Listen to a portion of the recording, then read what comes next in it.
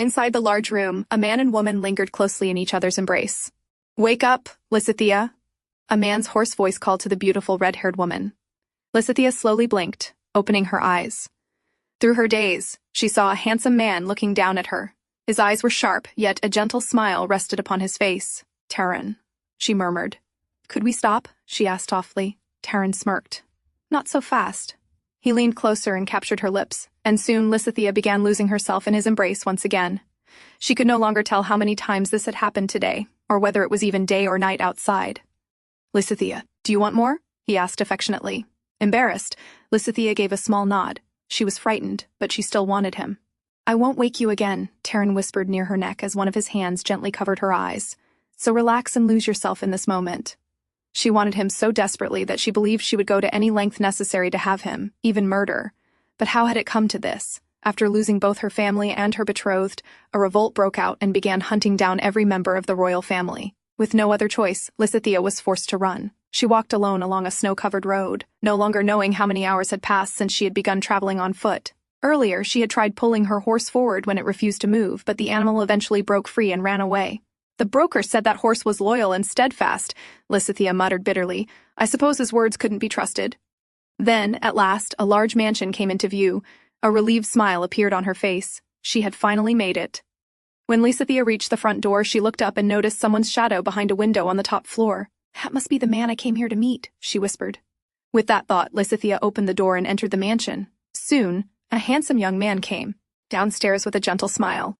As agreed, they were supposed to call each other by their full names upon meeting. The man stepped closer and called out, "Lysithea Hilaner del Arman." In response, Lysithea spoke his full name as well. "Taron Cardis." Taron smiled. "That's right. You did well finding your way here," he added. Taron Cardis was the final broker who would aid Lysithea in her pursuit of asylum. He took her bag and began leading the way. "Why did you come here on foot?" he asked as they walked. "I'm quite certain the previous broker provided you with a horse." "Oh, the horse took off into the snow, so I had no choice but to make the journey on foot," Lysithea answered. "Well, it must have heard them," Taron said with a smirk. "Heard what?" Lysithea asked. "The wolves. The horse must have sensed the pack roaming around this area." Lysithea stopped in alarm. "Wait. Are you telling me I just passed through a den of wolves? I wouldn't exactly call it a den," Taron replied casually. "But yes, there are a few in the area." He glanced at her. "Luck must be on your side. Isn't that why you survived today, and 2 months ago as well?" "My survival wasn't that easy," Lysithea replied, growing slightly angry. "You have no idea how desperate I was today, walking through the snow on my own 2 feet. The same goes for when I fled the capital 2 months ago." "Yes, and I already told you that you did well, didn't I?" Taron said with a shrug. Lysithea huffed in irritation. This damned broker had no idea what she had gone through to survive. But then again, what could she expect from him? "We're here," Taron said as they reached a door. Lysithea entered the room and looked around. It was small, but bright. She immediately stepped toward the window and pulled the curtains closed. "Do you prefer the dark?" Taron asked from behind her. "Well, I'm on the run," she replied. "Nothing good can come from being seen." Taron stepped closer. "Is that so? But if I were you..." He stood behind her and pulled the curtain open halfway. "I'd leave it open at least this much." Lysithea frowned. "May I know why?" He smiled. "Closing it completely means making yourself blind to the movements of your enemies." "But what if I end up being discovered?" she asked. Taron leaned closer. "Lysithea, you can't leave this place anyway," he whispered. "What do you mean?" she asked, glaring at him from the corner of her eye. "Exactly what you heard." Taron smirked before releasing his grip on the curtain and stepping away from Lysithea. "You know, I heard an interesting tale 3 days ago," he said, turning away. "But it's a long story, so I'll tell you after you've unpacked. If it's important, you can't tell me now," Lysithea said hurriedly. Taron turned slightly toward her. "Impatient, aren't we?" He remained calm as he continued. "Then I'll tell you only this. The house is haunted." A chill ran down Lysithea's back. "Haunted? What are you talking about?"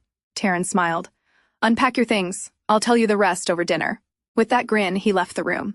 This broker was the worst one of them all. Instead of reassuring her, he was only giving her more reasons to worry. And what was that earlier? Why had he come up behind her like that and startled her? "Is he toying with me?" Lysithea murmured irritably.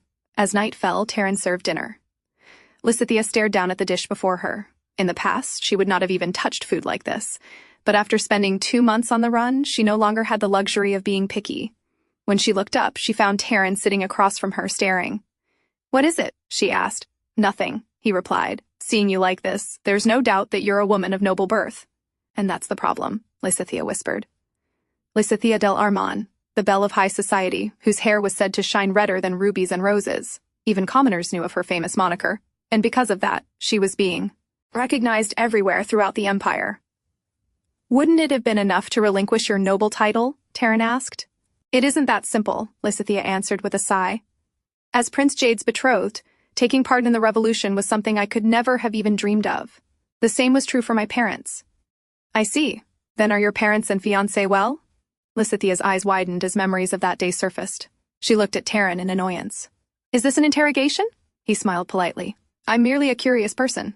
It doesn't matter to me, Lysithea replied firmly. Our relationship is strictly business. In only a matter of days, I'll be leaving for the port to stow away. Lysithea's escape plan was to reach the country where her aunt lived. However, to sail to the Principality of Landis, she first needed to make it to the port. You see, there's a problem, Taron said with a smirk. The sea is beginning to freeze. Lysithea stared at him. This winter is exceptionally cold, he continued. In only 3 days, the ships will be out of commission entirely. The knife slipped from Lysithea's hand and fell onto the table.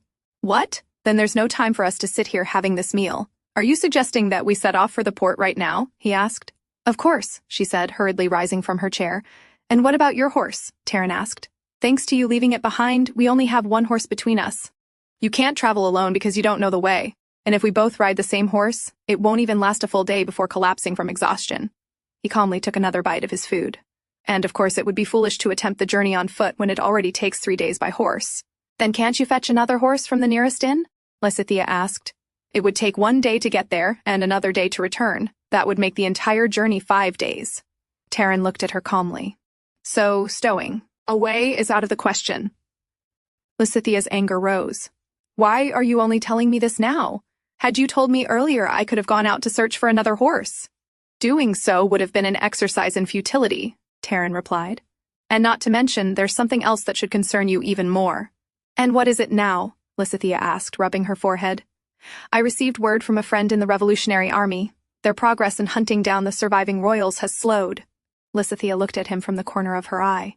Are you saying they're halting the operation? No, the higher-ups have chosen a more effective strategy. Taron paused. They've hired an expert noble tracker. Who? Lysithea asked. Phantom. Her expression immediately changed. They hired Phantom. Lysithea's face turned pale. She knew of Phantom. He was the kingdom's #1 contract killer. The food she had just chewed threatened to come back up. If a killer like that was after her blood, then she was finished. Not going to eat? Taron asked. If you were in my position, would you be able to eat? She shot back. Come on, don't insult the person who cooked for you, he said. Besides, this talk about Phantom is nothing more than hearsay. I'm done for the day. I'll be retiring to my room. She stood from her chair. Taron nodded. My room is the one adjacent to yours, so call me if... He paused after noticing her expression. What's with that reaction? He asked with a sigh. I'm only telling you for your safety. I could assist you if a murderer were to break in. I didn't know you were such a generous man, Lysithea replied. Taron laughed and stepped closer. The night will remain uneventful as long as you behave, Lysithea, he whispered. Lysithea frowned. What are you implying? Are you saying I might make a pass at you? Of course not, he said with a laugh. I only meant that I'd rather you didn't wake me. You see, I'm hoping to get some long overdue rest. I have no reason to wake you, she huffed. Let's hope not, Taron replied. Lysithea quietly studied him. He had a rather solid build, so it was not unreasonable to assume that he had received some sort of formal training. It truly would be reassuring to have the protection of a man like him. However, if he was not on her side, then she would be in serious trouble. Before I take my leave, could you lend me a map so that I can familiarize myself with the geography of the area? She requested. Of course, you can take that one over there, Taron said, pointing toward the corner. Lysithea walked over and lifted the map. Her eyes narrowed. There were red stains across its surface. Was it red wine? Or perhaps blood? She quickly shook her head, telling herself not to overthink it. Just as she was about to leave, Taron spoke again. Are you sure you don't want to hear about the spirit? That can wait, Lysithea replied. She was certain he was merely toying with her, and she had no time for his games. She needed to find another way to reach the port. As the night deepened, Lysithea stirred on her bed after hearing a strange noise. It sounded as though someone was wailing. Suddenly, Taron's words came back to her. Could there really be a spirit? She murmured. With a sigh, she got out of bed and checked the hallway. There was no one outside, but the voice did not stop. Lysithea walked to Taron's room and knocked on the door. Taron, could you come out for a moment? However, the door was locked, and no response came from inside. He had said he wanted to rest, So with no other option, Lysithea returned to her room and sat beneath the covers. But the voice continued. It sounded like a man crying out in terrible agony. By now, Lysithea was certain that there had to be another person inside the house. The following morning, Lysithea sat at the breakfast table, yawning. She had not slept a wink all night. "You look quite fatigued," Taron remarked. Lysithea looked at him. "There's something I'd like to ask you. Is there anyone else in this house besides the two of us?" "Of course not," he answered. "I would have informed you if anyone else were staying here." Then a grin appeared on his face. "Why would you ask such a question? Could it be that you really caught a glimpse of the spirit, Lysithea?" Lysithea frowned. "Don't be ridiculous. There's no such thing as spirits." "Well, this house used to be the residence of a drug dealer," Taron began. "And not just any dealer, he was the most prominent one on the entire continent. They used to host wild parties here every day. Then one day they were brutally stabbed by someone who held a grudge against them. After that, this place fell into a state of abandonment." Taron smiled. "That was the story I was going to tell you yesterday. Quite a gripping tale, isn't it?" "There's nothing gripping about it," Lysithea answered in annoyance. "It's all nonsense. Spirits simply don't exist." "If that's truly what you believe, then why don't we make a bet?" Taron suggested. "Why? Would I do that? Are we children?" "You see, we can wager your stowaway fee," he explained. "If the spirit truly doesn't exist, I won't charge you the fee." Lysithea looked at him suspiciously. "Are you sure? That's a large sum of money. You're beginning to sound like a gambler." She paused before asking, "But what happens if there really is a spirit?" "Then I'll charge you extra," Taron answered. "But apart from the agreed amount, I don't have anything else," Lysithea said. "Don't you have any other valuable possessions?" he asked. "And there's no need to be so wary. I only thought that since we're trapped here during this blizzard, we might as well have a little fun." "Very well, I accept your deal," Lysithea replied irritably. "And I have a feeling I'll win." Taron smiled and extended his hand. "Then the deal remains in effect for as long as we're here." Lysithea shook his hand, only for him to squeeze hers firmly. "What a strong grip," she whispered inwardly. That night, Lysithea lay awake in bed when the voice began again. She bit her lip in annoyance. That damned broker wanted her to believe it was some spirit wailing. She was certain he was only trying to frighten her so he could swindle more money out of her through their bet. What a scheming broker. But this time, she would go and see for herself. With that thought, Lysithea sat up, only to feel a powerful vibration shake the room. What was that, she wondered. It felt as though the ceiling itself had just trembled. At the same time, the groaning suddenly stopped. Lysithea walked toward the door, but before she could open it, she heard footsteps outside. Who could that be? A chill ran down her spine. It could be Phantom. She quickly rummaged through her luggage and pulled out a gun. Then, moving silently toward the door, she suddenly threw it open and aimed at the person standing outside. "Taron!" Her voice faltered when she realized it was him. Taron laughed. "What are you doing? And where did that gun come from?" he asked. I thought you were an intruder," Lysithea explained. "Well, I was on my way back after making my rounds," he replied. Then he looked at her more carefully. "Can't sleep?" Lysithea sighed. "There's nothing wrong with being vigilant," she murmured. Taron remained silent for a moment before taking the gun from her hand. "Lysithea," he called firmly. "If you thought I was an intruder, you shouldn't have come out so carelessly." He continued. "You should have remained on the other side of the door and waited for me to enter. Revealing yourself first gives the other party an advantage." "But I thought the intruder might try to eliminate you first," Lysithea replied worriedly. Taron shook his head. "Your concern is touching, but next time please worry about yourself." Annoyed, Lysithea turned away. "Then excuse me, I'll mind my own business from now on." Before she could leave, Taron grabbed her hand. "Are you?" he hesitated. "Are you afraid of Phantom?" "Of course I am," she answered uneasily. Taron stepped closer and lowered his voice. "In that case, come to my room. I'll stay by your side until you fall asleep." Lysithea looked slightly over her shoulder and met his eyes. Until now, every man who had made advances toward her had worn the same expression, a gaze overflowing with desire. But the look in Taron's eyes was different. What did he want from her? "That won't be necessary. Good night." She pulled away and closed the door. Soon afterward, she heard the door to Taron's room close as well. He had left without the slightest hesitation. Could it be that he had truly only wanted to help her? Whatever the reason, declining his offer had been the right decision.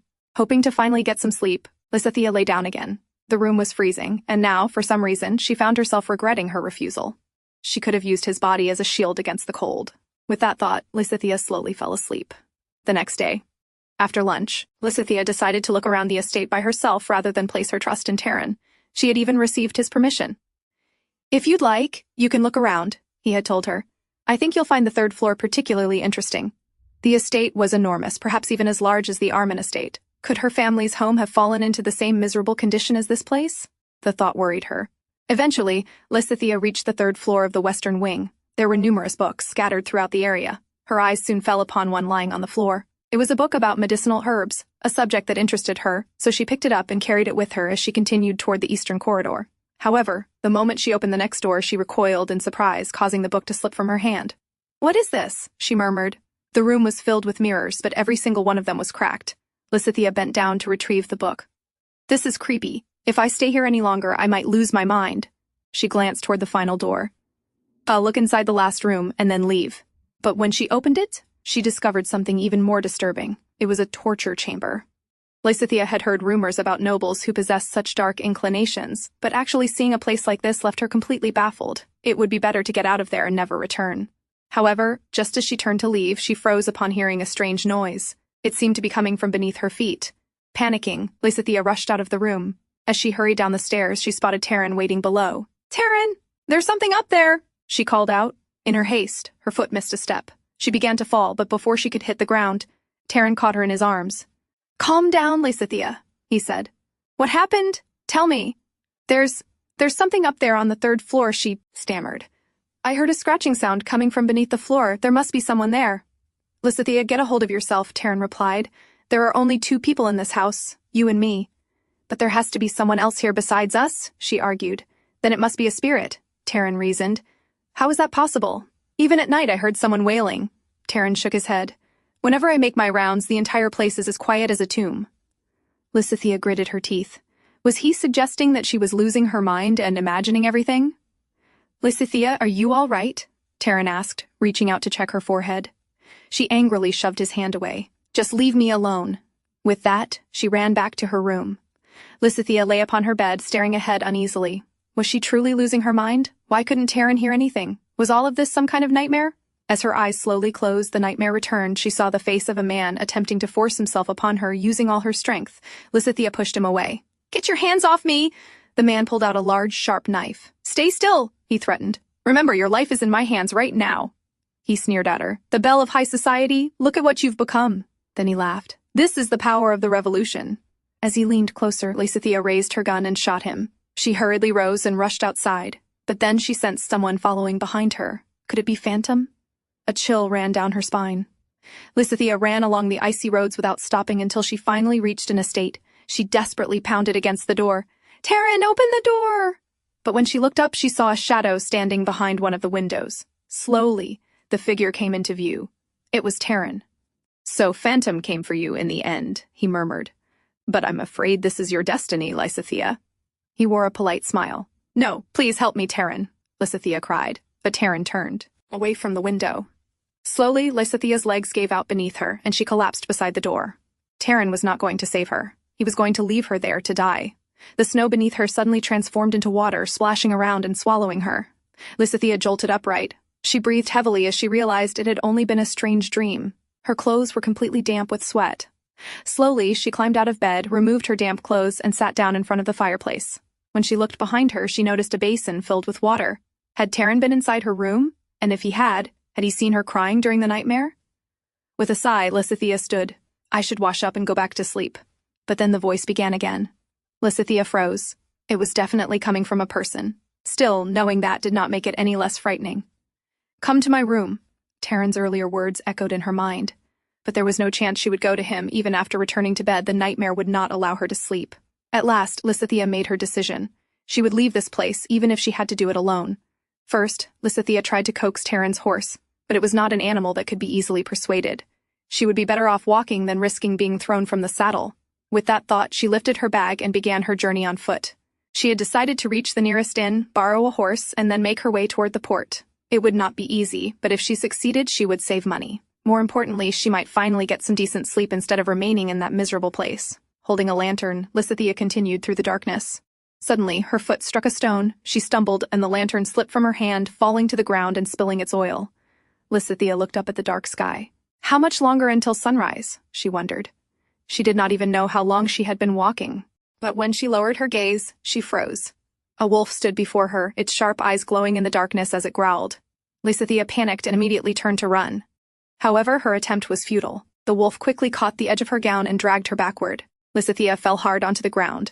When she looked behind her, the creature's eyes shone yellow as it lunged toward her. Before it could reach her, a loud gunshot rang out. The wolf collapsed to the ground. Lysithea turned toward the person who had fired the shot. It was Taron. He stared down at her.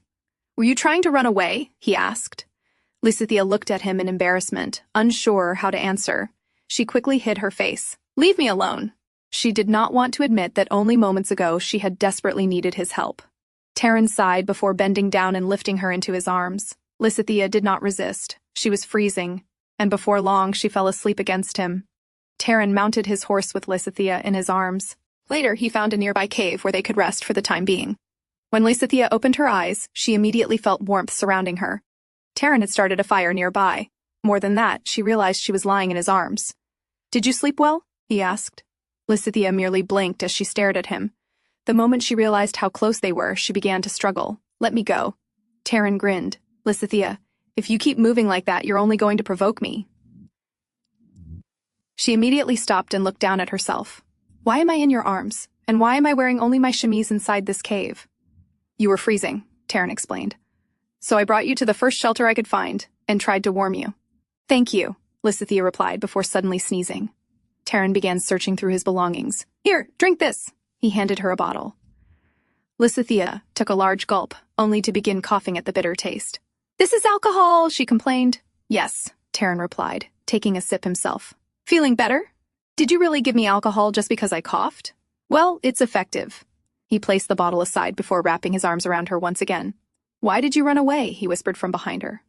Lysithea tilted her head and looked back at him. "I ran because I wanted to live," she answered. "I felt as though I was losing my mind in that house." "What?" Taron asked. "Did you actually see a spirit or something?" Lysithea sighed. He truly was a crafty man, bringing up the spirit again at a time like this. "No, I had a nightmare about something I experienced in the past." As she answered, another thought crossed her mind. How was she able to feel so comfortable in this man's embrace after everything she had gone through? "In the past?" Taron asked. "You mean back in the capital?" "Yes." Lysithea turned to him. "It happened on the day I left my home after my family was killed during the revolution." She paused before continuing. "I was detained by the son of the Revolutionary Party's leader. He claimed that he had some business with me, but then he tried to violate me. He said he would allow me to live if I agreed to become his plaything for the rest of my life." Taron listened quietly before asking, "Is that how you managed to survive?" Lysithea immediately turned toward him. "No, he didn't succeed," she said firmly. "When he pushed me down, I shot him." Taron's eyes widened. "So it was you who killed Bran, the son of the revolutionary leader?" "Yes," Lysithea confirmed. To her surprise, Taron suddenly burst into laughter. "Why are you laughing?" she asked in confusion. "Do you not believe me?" "No, it isn't that." He shook his head. "I simply never imagined that you were the one who killed him." "What do you mean?" Lysithea asked. "People don't know it was me." "Of course not," Taron answered. "The famous Bran was found with a bullet straight through the center of his head. Everyone assumed it was the work of a professional killer." He looked directly at her. "But in any case, you're not a criminal. What you did was self-defense." "But I still killed him," Lysithea murmured. Taron slipped his arms around her and drew her closer. "No one could blame you for that," he said. "Besides, you never would have escaped unharmed if you hadn't fought back." Lysithea looked at him quietly. It was still strange how safe she felt in his embrace. Despite everything she had experienced, his closeness did not make her uncomfortable. "You're being unusually kind all of a sudden," she said suspiciously. "Well, I worked hard to secure this contract," Taron replied nonchalantly. "So I thought I might change my strategy." Then he looked at her.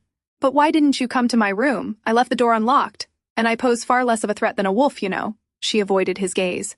"I was afraid you wouldn't help me," she whispered. "I thought you might simply leave me to die." Taron frowned. "Why would you think that?" "Well, you're a broker," Lysithea answered hesitantly. "Whether I died because of a wolf or a hired killer wouldn't make any difference to you, as long as you received your money. So I didn't think you would help me." "And did I not?" Taron asked, meeting her eyes. Lysithea fell silent. "If I cared only about your money, I wouldn't have followed you," he continued. "I wouldn't have saved you from the wolf or carried you here in my arms. I could have simply taken your money and valuables, mounted the horse, and gone on my way. Is that truly the kind of man you believe me to be?" Lysithea looked down. "So tell me," Taron said, "what is it that you want from me?" She hesitated. "I want you not to leave me." A grin appeared on Taron's face. He wrapped his arms around her from behind and settled her against him once again. "Then there will be no more talk of running away," he said. When I found your room empty, you have no idea how I felt. He paused before adding with a smile. Although, now that I think about it, we may need to take precautions if you continue having those nightmares. There's no way to guarantee that the nightmares will stop, Lysithea replied. But I won't run away again. Then what would you say if I helped you forget what happened? What do you mean? How would you do that? It's simple, Taron replied. What happened keeps returning to you, so perhaps you need to replace it with a new memory like this. He leaned closer and pressed a soft kiss against her neck. Lysithea startled at the unexpected touch and turned toward him. A new memory? She asked. Taron smiled.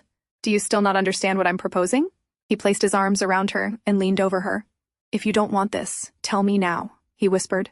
As you already know, I'm not particularly keen on the idea of being shot dead. Lysithea looked up at him. Her heart began to race, and her thoughts became tangled. Should she push him away? Yet, for some reason, she found herself drawn to the warmth of his touch. Taking her silence as permission, Taron leaned closer. He gently drew her toward him, closing the distance between them and pressing his lips against hers. Lysithea closed her eyes and returned his kiss with the same desire. She did not find his closeness unpleasant in the slightest. In fact, she realized that she wanted this man. She wanted his touch. When their lips parted, she gently caressed his cheek. Why are we doing this? She asked. What is your motive? Let's just say I'm trying to help our contract progress smoothly, Taron answered. As long as you're with me, I'll make sure you don't have any more nightmares, and you won't get it into your head to run away in the middle of the night again. Lysithea looked at him. But what if you end up becoming the subject of my nightmares instead? Taron smiled confidently. That won't happen. And if you do dream of me, it'll be the kind of dream you won't want to wake from. Just where in the world was all that confidence coming from? But as Lysithea's gaze traveled over him, her face turned as red as her shining hair. Perhaps she had found the answer. What if she regretted this? More importantly, what would it feel like? Noticing her hesitation, Taron suddenly paused. Wait, is this your first time? Lysithea nodded innocently. Is that why you're worried? He asked. If you begin to regret it, then shoot me.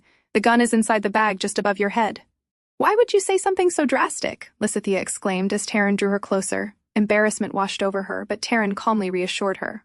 Don't worry. Soon you'll be too occupied to think about anything else, he whispered, his gaze lingering on her. Then he looked into her eyes. Still embarrassed? Lysithea quickly turned her face away. I'm mortified, she whispered. Taron gently covered her eyes with one hand. What are you doing? She asked. It might be better if you don't look, he replied with a smile. Lysithea's cheeks grew even warmer as she became more aware of his touch. Yes, keep your hand there, she said, flustered. I don't want to see. Taron laughed softly. It's not that unsightly, you know. Then his voice became gentle. Now relax and breathe, Lysithea. She followed his instructions, wrapping her arms tightly around him. After a moment, Taron slowly removed his hand from her eyes. Keep them closed, he told her. I'm going to need both of my hands for a while. Lysithea nodded nervously. Is it over? She asked. Taron laughed. We're only getting started, Lysithea. With that, he lifted her into his arms, and Lysithea instinctively held tightly onto him. His touch felt unexpectedly comforting, and each time he called her name, her thoughts began to slip away. Taron, she whispered in response, losing herself in the warmth of his embrace. The next day, they returned to the manor with Taron carrying Lysithea in his arms. Taron, is something wrong with me? She asked worriedly. You'll be all right, he reassured her. Trust me, it won't feel like this the next time. Lysithea looked up at him. You mean there will be a next time? Taron laughed softly. Who knows, Lysithea, he whispered. He carried her into her room and gently laid her down on the bed. Rest here, you must be exhausted, he said. I'll wake you when dinner is ready. As he turned to leave, Lysithea quickly reached out and tugged on his shirt. Taron, I need to ask you a favor. What is it? Could you teach me how to use a gun?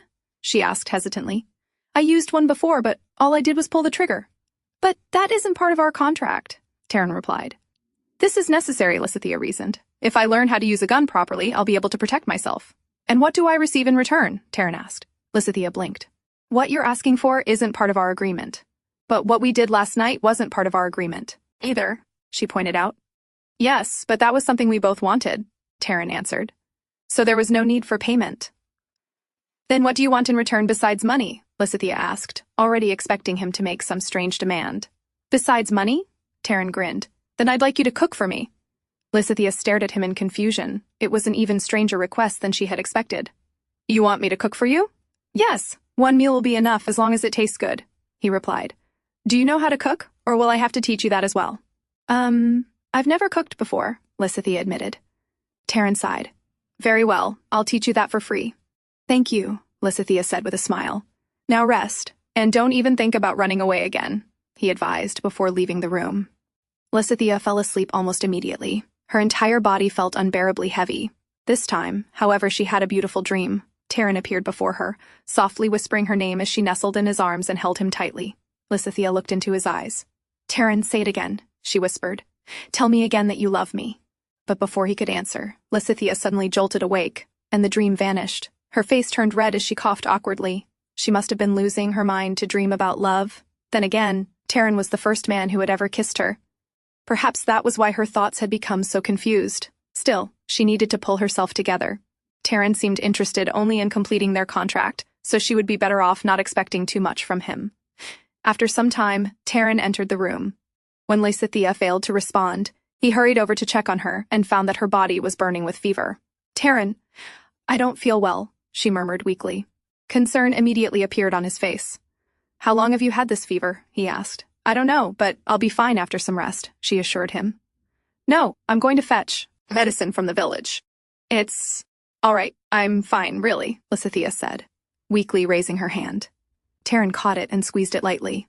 "Lysithea," he said firmly, "a fever can be dangerous. Even if it goes away later, it could leave you blind or even deaf." Lysithea looked at him. "Have you seen that happen before?" Taron nodded. "Plenty of times. I'll be back before long." Before leaving, he placed a wet cloth over her forehead to lower the fever and fed her a few pieces of ice. "Where did you get the ice?" Lysithea asked. "I left some drinking water outside in advance in case you became ill," he answered with a smile. How was he always so well prepared? Lysithea stared at him for a moment before speaking. "Taron, if something happens to me, you may keep all the money I have." He laughed. "Weren't you just saying that you'd be fine after some rest?" "Well," she began, coughing lightly. "Seeing how worried you are, I'm not so certain anymore." "I'm not worried," he replied. "Liar," Lysithea said with a laugh. "You've changed the water 3 times in only a few minutes." Taron did not respond. He merely looked at her, his expression unreadable. "Taron, was it one of your clients who died from a fever?" she asked. "No," he shook his head. "When I was 10 years old, an illness spread through my village. I survived, but my mother passed away." "Oh," Lysithea whispered. "I'm sorry." "Don't be. It was a long time ago." "I hope I'll be all right too once enough time passes," she murmured. "You will be, as long as you aren't responsible for it," Taron said. Lysithea turned toward him. "Taron, is there someone whose death you're responsible for?" Taron fell silent. Lysithea swallowed nervously. Perhaps she should not have pried into his past like that. But before her regret could deepen, Taron answered. "When I was 14, I accompanied some of the townspeople on a hunting trip. During that trip, I shot an innocent man." Lysithea's eyes widened. "You shot an innocent man? How did that happen? Was there some kind of misunderstanding?" Taron nodded. "Someone had set a trap and a bear cub became caught in it. Then its mother came after all of us." He paused before continuing. "There wasn't much we could do. Everyone panicked and began firing their guns blindly. We managed to frighten the bear away, but one of our men lost his life. And it was my bullet that struck him." Lysithea looked at him worriedly. "But that wasn't your fault. Is that why you're all alone?" "Yes," Taron answered as he changed the cloth on her forehead. "I was exiled from the village at 14. After doing whatever was necessary to survive, I became accustomed to being on my own." He looked at her carefully.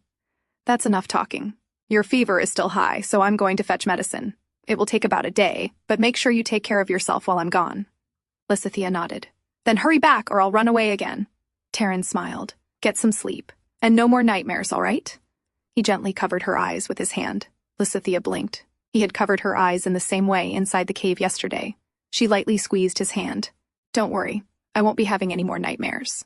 She hoped that when she woke, she would be able to speak with Taron even more. In her dream, she saw a boy, a young 14-year-old, Taron, with the same sharp eyes he had now. When Lysithea opened her eyes again, morning had arrived. Taron had already left to retrieve the medicine, and strangely, she found herself missing him already. A sudden noise near the window startled her.